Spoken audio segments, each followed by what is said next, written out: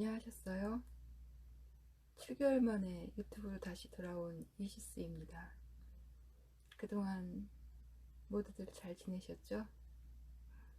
저도 잘 지냈습니다. 저는 그동안 치료를 했어요. 유튜브 만들면서 봄서부터 잇몸에 트러블이 생겼었거든요. 제 스토리를 먼저 이야기를 좀 할게요.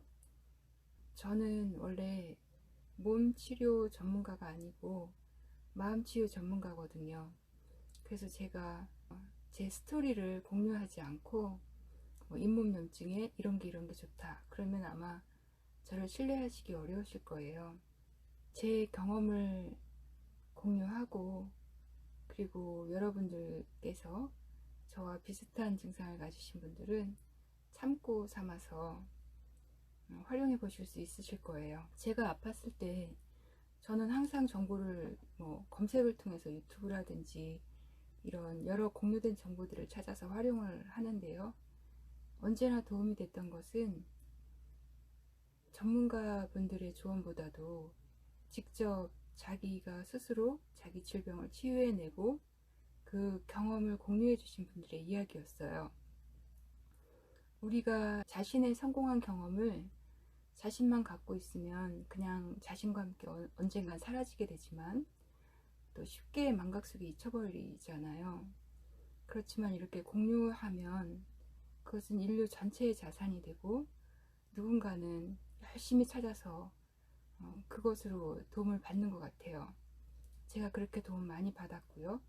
그래서 제가 제일 먼저 병에서 회복되고 나서 하는 일은 유튜브였어요. 왜냐하면 제가 나은 치유기를 공유하겠다는 생각이 제일 먼저 들었던 거죠. 저는 사실 마음치유 전문가라서 마음에 대한 이야기를 하고 싶고, 또 앞으로 하고 싶은 영성 상담, 영적인 치유에 대해서 이야기하고 싶거든요. 하지만 인내심을 가지고 우선 제가 경험했던 저의 몸 치료기를 다 하려고 해요.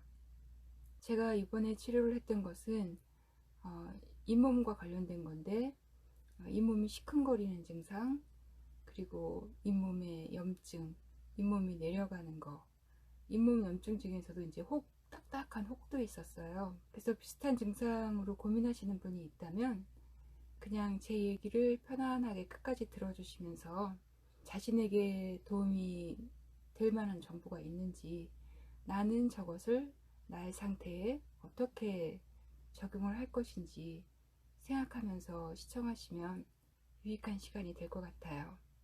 제가 봄에 유튜브를 시작하고 나서 어느 날 이 뿌리 쪽이 시큰거리기 시작했어요. 이를 이제 이전에 치료한 적이 있어서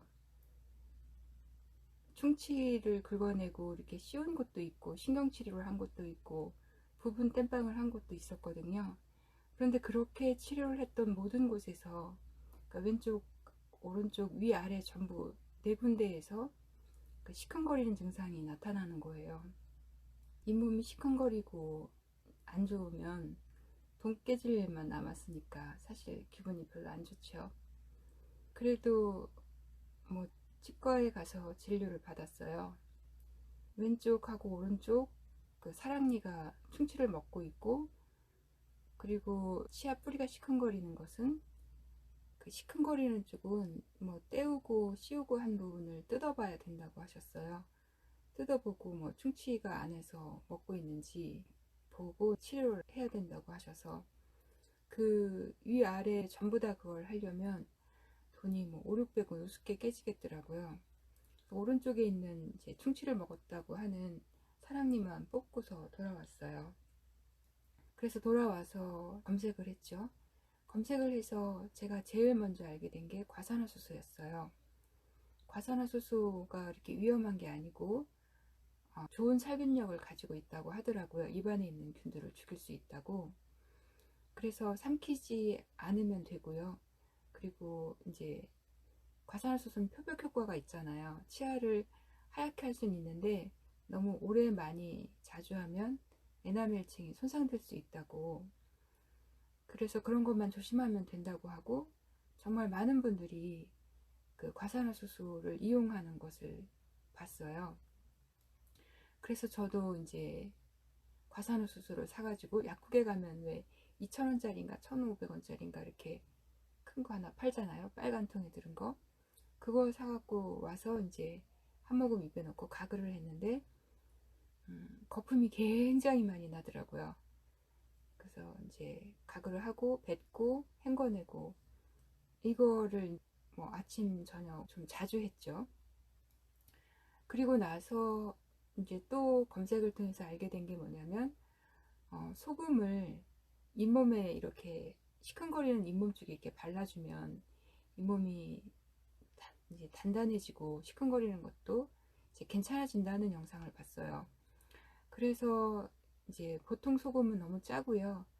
그 죽염은 덜 짜거든요. 불에 들어가서 한번 구워져 나오면서 짠맛이 조금 덜해지기 때문에 아주 곱게 빻은 죽염을 구입해 가지고 잇몸 위 아래 뭐 안쪽 바깥쪽 전부 다 이렇게 손으로 찍어서 이제 물을 묻혀서 찍어서 이렇게 발랐어요. 바르고 입을 이렇게 다물고 이제 있으면 침이 나와서 그 소금이 녹으면서 이제 물처럼 되죠. 그러면 이제 입안에서 이렇게 저렇게 굴려주면 돼요. 혀를 이용해서 각을 하듯이. 그러니까 굉장히 많은 그 이렇게 끈적한 이제 그런 것들이 생겨요. 그러니까 균들이 이렇게 모여드는 것 같아요. 자기들을 보호하기 위해서.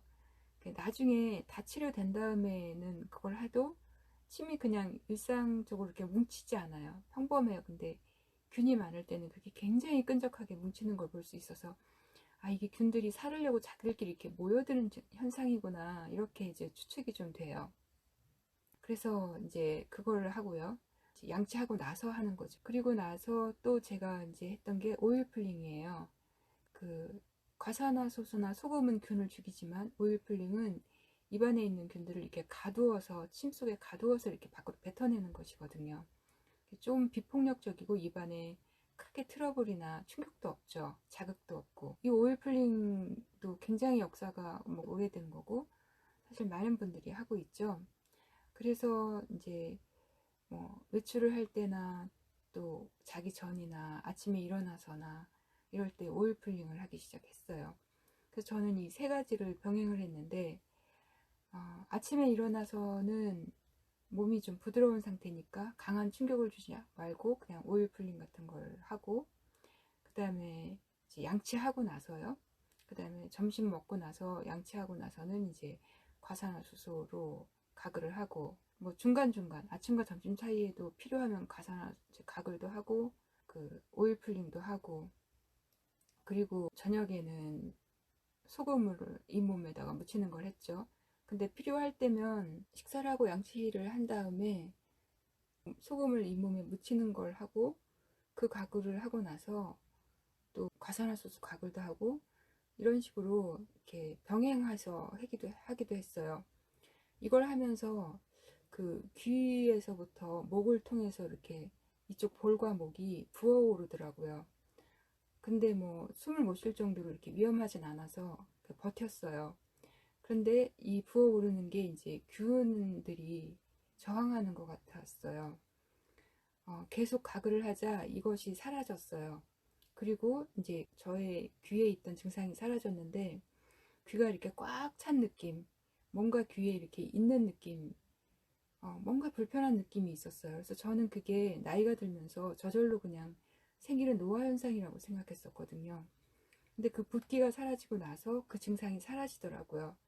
그래서 귀에 뭐 이렇게 이물감이 있는 느낌이 사라지더군요. 그러니까 그게 어떤 균의 작용이었던 거예요. 이렇게 입속은 늘 축축하고 따뜻하니까 균이 번식하기 굉장히 좋죠. 또 하루에 3-4번, 4-5번 영양물이 들어오니까요.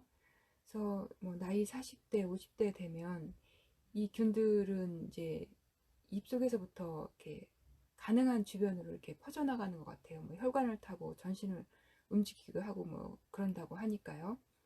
이 균을 해결해야 될 필요가 있겠다는 생각이 들더군요. 그래서 그 귀가 치료돼서 이제 시큰거리는 것도 그렇게 사라졌어요.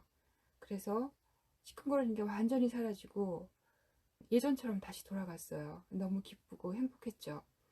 그래서 다시 유튜브도 계속 찍고 그렇게 할 수 있었어요. 자, 그런데 제가 면역력 떨어지고 체력도 약한 상태고 또 유튜브 동영상을 만드는 건 굉장히 과도하고 신경을 많이 쓰고 스트레스를 많이 받는 노동이고 그래서였는지 이 입안의 트러블이 계속해서 연속으로 왔어요. 그렇게 잘 지내다가 어느 날 갑자기 이제 오른쪽 아래쪽에 이쪽 잇몸에 엄청나게 큰 이만한 알사탕만한 혹이 생겨서 볼이 이렇게 튀어나오게 됐죠. 자, 이 부분에 대한 이야기는 다음 편, 2편에서 말씀드리고요. 이제 그 다음 편에서는 잇몸이 내려가는 증상이 또 왔어요. 잇몸 전부가 약해지면서 아래 잇몸 전부가 피가 나고 잇몸이 이렇게 내려가서 치아를 뽑아야 된다는 그런 얘기까지 들을 정도에서 그 모든 것을 다 지켜낸 이야기를 계속해서 하겠습니다. 여러분, 저를 격려해 주시고요. 좋아요, 구독 꼭 눌러주시고, 그리고 공유 많이 해주세요. 필요한 사람들이 굉장히 많을 거라고 생각해요. 잇몸에 대한 트러블. 그 사람들이 도움받을 수 있도록요. 저는 오직 그 하나의 목적으로 지금 이 동영상을 만들고 있어요. 자, 그러면 2편에서 또 뵐게요. 고맙습니다.